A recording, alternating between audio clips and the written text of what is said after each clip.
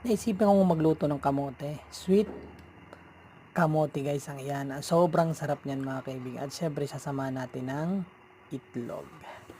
At syempre guys, gusto ko talaga kumain ng kamote para pagpasok ko sa trabaho. Fresh ka. Ang lakas ng utot ko tapos may amoy.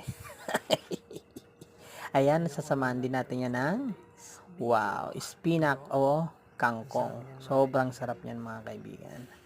Papakulaan ko lang yan para wala masyadong preservatives, diba? Itlog.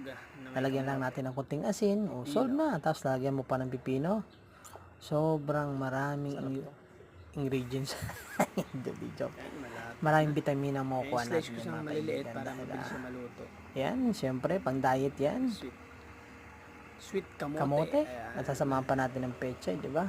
Diet is real. Diet yan. Ayan. Pero hindi ako pumapayat. Ayan, iba. Bawas muna Diet tayo sa lang. kanin. Ingat kayo.